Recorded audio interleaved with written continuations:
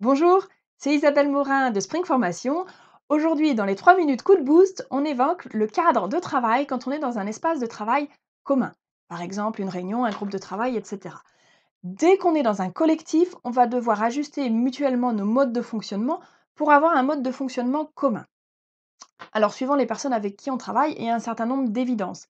Mais il y a aussi parfois des évidences qui sont évidentes pour certains, mais elles ne sont pas pour d'autres, ou on n'a pas tous les mêmes évidences. Alors il vaut mieux prendre le temps de clarifier pour être sûr d'avoir ces mêmes évidences, cette base commune pour travailler ensemble. On va faire ça au démarrage d'un temps de travail commun, que ce soit quelque chose de ponctuel, une réunion, un temps de travail X ou Y, ou que ce soit quelque chose un peu plus sur le long terme, par exemple à la création d'un groupe de travail. On va clarifier ensemble le cadre. Concrètement, les éléments à évoquer, c'est tous nos modes de travail sur comment on travaille ensemble pour atteindre l'objectif qui nous est donné ou qu'on s'est donné dans un temps. Alors, il y a la clarification du temps qu'on se donne et puis comment on utilise ce temps pour atteindre cet objectif. Quelles sont également nos valeurs communes dans cet espace commun? Et puis également des considérations, pratiques. Est-ce qu'il y a un temps de pause? Est-ce qu'on peut ou pas, garder notre téléphone? Est-ce qu'on le met de côté? Si on est en distanciel, comment on utilise l'outil? Est-ce qu'on met la caméra? Et cetera. J'observe parfois qu'on n'ose pas, clarifier ce cadre de travail avec l'impression que de poser un cadre, ça va être quelque chose d'enfermant, ça va être quelque chose de rigide. Bien au contraire, la démarche que moi je vous propose, c'est un cadre qui va être structurant. Ça va être un point de repère pour avoir un socle commun, une base commune pour pouvoir ensuite élaborer ensemble dans ce qu'on a à travailler.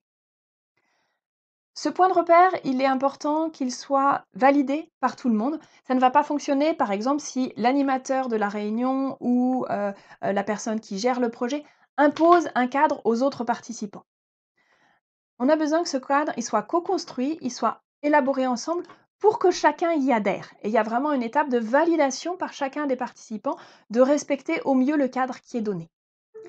Alors bien sûr, ensuite, il peut y avoir des petits décalages par rapport à ce cadre. Et c'est pas gênant. Moi, ce que je vous invite à faire, c'est de prévoir un garant, un garde-fou, un garant du cadre qui va pouvoir mesurer ces écarts pour réagir. Il y a 2 possibilités. Soit on n'est plus dans le cadre et du coup, le fait d'en prendre conscience nous permet de se rendre compte qu'on est en train de s'égarer et de revenir grâce à cet élément structurant. Ou au contraire, ce qu'on fait est tout à fait pertinent et à ce moment-là, on ne va pas rester enfermé dans le cadre, c'est le cadre qui va s'adapter à ce qui est efficace pour notre travail ensemble. Alors, si tout ça fait sens pour vous ou si ça vous interpelle, je vous invite à y penser au démarrage de vos réunions, de vos groupes de travail. Prenez le temps de poser ensemble le cadre. Vous verrez que le temps que vous prenez au début, vous allez le gagner largement ensuite dans l'efficacité de ce que vous allez travailler ensemble.